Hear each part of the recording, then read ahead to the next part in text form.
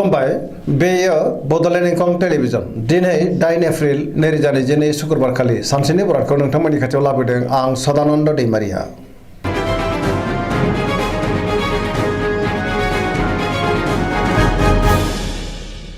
सिगां फरायनो लादों मेष राशि गिबि हांखो अ ल दिनैनि साना मोजां आरो गाज्रिनि गेजेरजों बाबेनलांगोन गोसोआव जिंगा बांनो हागौ गुबुननि थाखाय नाङा फाङा जेंनायाव गोग्लैनांनोबो हागौ गोसोखौ दिनै जोबोर उसुखुथु आरो गुलुं गुजुंबो मोनगोन मावनो लानाय खामानिखौ मावफुंनो हागोन देहाया मोजाङै थागोन अब्लाबो नाथाय जानाय लोंनायाव सांग्रां जानांगोन रांखावरियाव मोजां नाथाय अब्लाबो खरसायाबो बांगोन बेफार फालांगियावबो मोजां होनजायो समाजाव मान मोननो हागोन न'खराव अनलायनाय फैगोन सोरनिबा सायाव नाथाय जोबोर रागा जोंफ्लांनोबो हागौ बहाबा दावबायनो खाबु मोनगोन लाइमोनफोरा जोबोर रमान्टिक जागोन आरो गावबा गावनि गोसोनि साननायखौबो फोरमायलायनो हागोन फरायसाफ्रा फरायनायाव गोसो दुंखांगोन आरो मोजां फिथाइ मोननोबो हागोन।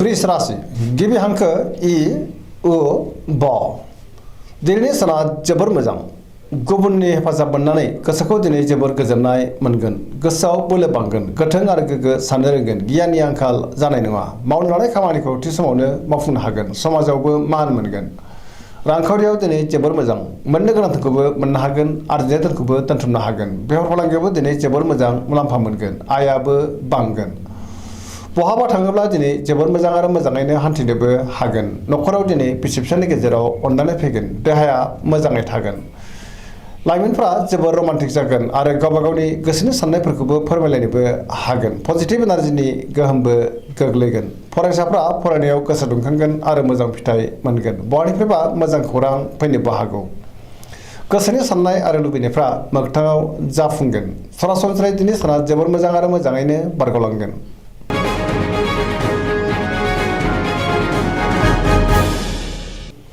मिथुन राशि गिबि हांखो ख स दिनैनि साना मोजां आरो गाज्रिनि गेजेरजों बाबेनलांगोन नेगेटिभ एनार्जिनि गोहोम गोग्लैनो हागौ गोसोखौ दिनै जोबोर गुलाय गुजाय मोनगोन सोरजोंबा नांलाय खमलाय एबा एना एनिबो जानो हागौ गोबां खामानिखौ मावनो हागोन नाथाय अब्लाबो माबा नङा माबा मोनसे गोरोन्थि जानोबो हागौ रांखावरियाव मोजां बेफार फालांगियावबो मोजां होनजायो न'खराव अनलायनायनि आंखाल फैनो हागौ समाजाव मान मोनगोन मावनो लानाय खामानिखौ मावफुंनो हागोन गुबुननि हेफाजाब मोनगोन बहाबा थाङोब्ला दिनै जोबोर मोजां आरो मोजाङैनो हान्थिनोबो हागोन गोसोनि बोलोआबो बांगोन नाथाय अब्लाबो गियाननि आंखाल जानो हागौ लाइमोनफोरनि गोसोआ दिनै जोबोर रमान्टिक जागोन गावबा गावनि गोसोनि साननायखौबो फोरमायलायनो हागोन फरायसाफ्राबो फरायनायाव गोसो दुंखांगोन आरो मोजां फिथाइ मोनगोन।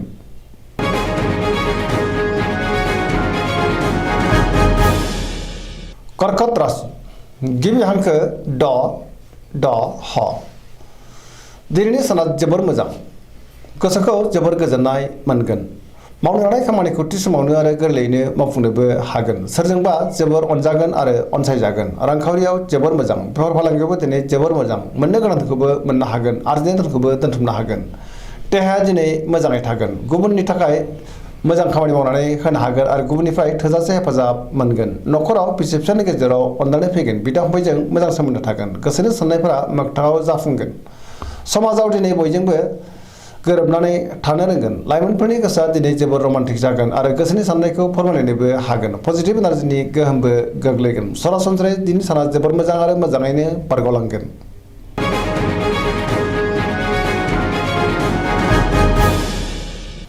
सिंह राशि गिबि हांखो म ट दिनैनि साना जोबोर मोजां बयजोंबो अनजागोन आरो अनसायजागोन गोसोखौ दिनै जोबोर गोजोननायबो मोनगोन सोरबा गोजाम लोगोजों बहाबा लोगो मोननानै दिनै गोसोखौ बांसिन गोजोननाय मोनगोन मावनो लानाय खामानिखौ थि समावनो आरो गोरलैयैनो मावफुंनोबो हागोन सिगांनि बबेबा आद्रा खामानिखौबो दिनै मावफुंनो हागोन गोसोआ जोबोर रमान्टिक जागोन रांखावरियाव जोबोर मोजां गोबां धोन आरजिनोबो हागोन नाथाय अब्लाबो खरसायाबो बांगोन बेफार फालांगियाव दिनै जोबोर मोजां मुलाम्फा मोननो हागोन न'खराव अनलायनाय फैगोन गोसोनि बोलोआबो बांगोन समाजावबो दिनै बयजोंबो अनसायजागोन गुबुननि गोसोखौ गोरलैयैनो बोनो हागोन।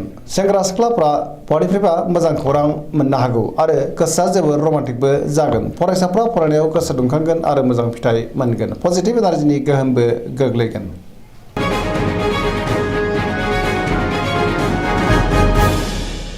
कन्या राशि गिबि हांखो प ट। दिनैनि साना जोबोर मोजां। गोसोआव गोग्गो आरो गोथों साननाय फैगोन। गियाननि आंखाल जानाय नङा। रांखावरियाव दिनै जोबोर मोजां।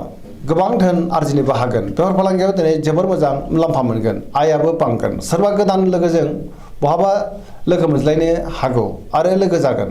नखराव अनलायनाय फैगोन। फरायसाफ्रा फरायनायाव गोसो दुंखांगोन आरो मोजां फिथाइ मोनगोन। सेंग्रा सिख्लाफ्रा गावबा गावनि गोसोनि साननायखौ फोरमायलायनो हागोन आरो गोसोआ दिनै जोबोर रमान्टिक जागोन। समाजावबो दिनै मान मोनगोन। देहाया मोजाङै थागोन। गोसोनि बोलोआबो बांगोन। गोसोनि साननायफ्रा मोगथाङाव जाफुंगोन।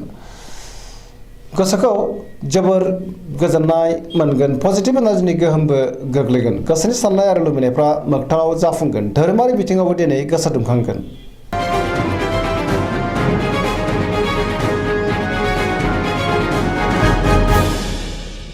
तुला राशि गिबि हांखो र ट। दिनैनि साना जोबोर मोजां। बहाबा दावबायहैनो खाबु मोननो हागौ। गोसोखौ दिनै जोबोर गोजोननाय मोनगोन। गोसोनि बोलोआबो बांगोन। गोसोनि साननाया मोगथाङाव जाफुंगोन।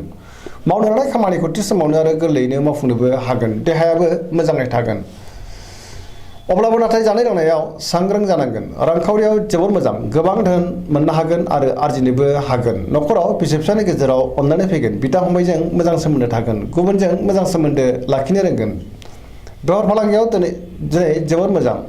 सिगांनि बबेबा आद्रा खामानिखौ दिनै मावफुंनो हागोन। लिरनाय फरायनायाव आखा फाखा जागोन। फरायसाफ्रा दिनै फरायनायाव गोसो दुंखांगोन आरो मोजां फिथाइ मोननोबो हागोन। लाइमोनफ्रा बहानिफ्रायबा मोजां खौरां मोनगोन आरो गोसोआ दिनै जोबोर रमान्टिक जागोन।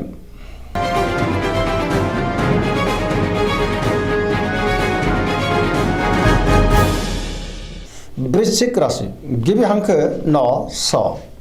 दिनैनि साना जोबोर मोजां। गोसोनि बोलोआ बांगोन। गोजोनै थानो हागोन। बहाबा दावबायनो खाबु मोनगोन आरो मोजाङैनो हान्थिनोबो हागोन। गोसोखौ जोबोर गोजोननाय मोनगोन। लोगोफोरनि हेफाजाब मोनगोन। सोरबा लोगोजों बाख्नाय जानोबो हागौ। गोसोआव गोग्गो आरो गोथों साननाय फैगोन। सिगांनि बबेबा आद्रा खामानिखौ दिनै मावफुंनो हागोन। मावनो लानाय खामानिखौ दिनै मावफुंनो हागोन। गोसोनि साननायफ्रा मोगथाङाव जाफुंगोन। समाजाव मान मोनगोन। नखराव दिनै अनलायनाय फैगोन। रांखावरियाव जोबोर मोजां होनजायो। बेफार फालांगियावबो जोबोर मोजां। गुबुनजों मोजां सोमोन्दो लाखिनो रोंगोन। देहायाबो मोजाङै थागोन। अब्लाबो नाथाय जानाय लोंनायाव सांग्रां जानांगोन। फरायसाफ्रा फरायनायाव गोसो दुंखांगोन आरो मोजां फिथाइ मोननोबो हागोन। पजिटिभ एनार्जिनि गोहोमबो गोग्लैगोन।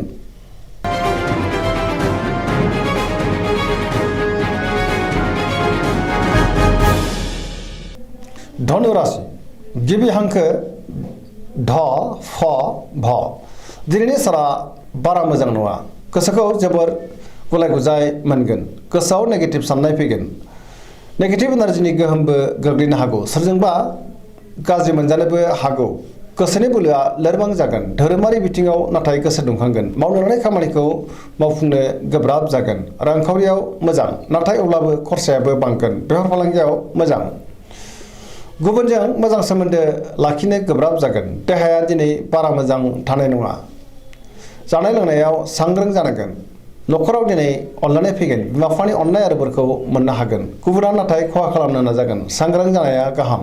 लाइमोनफोरनि गोसोआ दिनै जोबोर आला खाला जानोबो हागौ। फरायसाफ्रा फरायनायाव गोसो दुंखांगोन आरो मोजां फिथाइ मोनगोन।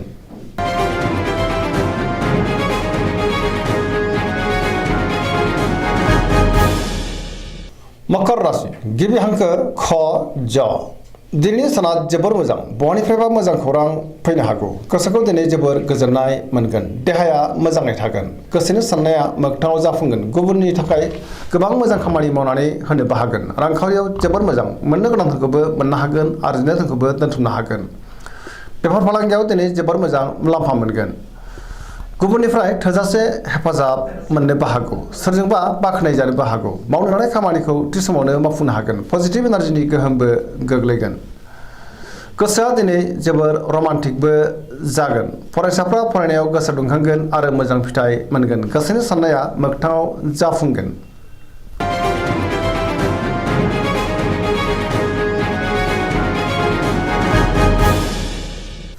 कुम्भ राशि गिबि हांखो ग स दिनैनि साना बारा मोजां नङा गोसोनि बोलोआ लोरबां जागोन सोरबाया थगायनो नाजागोन गोसोखौ दिनै जोबोर गुलाय गुजायबो मोनगोन मावनो लानाय खामानिखौ मावफुंनो गोब्राब जागोन बहानिफ्रायबा हरखाबै गाज्रि खौरां फैनोबो हागौ समाजाव नाथाय मान मोननो हागोन गुबुनजों मोजां सोमोन्दो लाखिनोबो रोंगोन रांखावरियाव बारा मोजां नङा नाङा फाङा खरसाया बांगोन गोबां धोन खहा जानांनोबो हागौ बेफार फालांगियावबो दिनै बारा मोजां नङा देहाया मोजाङै थागोन नखराव दिनै बिसि फिसायनि गेजेराव एना एनिबो फैनो हागौ गोसोनि साननायफोरा देबर रांगोन लाइमोनफोरनि गोसोआ दिनै जोबोर आला खाला जागोन नेगेटिभ एनार्जिनि गोहोमबो गोग्लैनो हागौ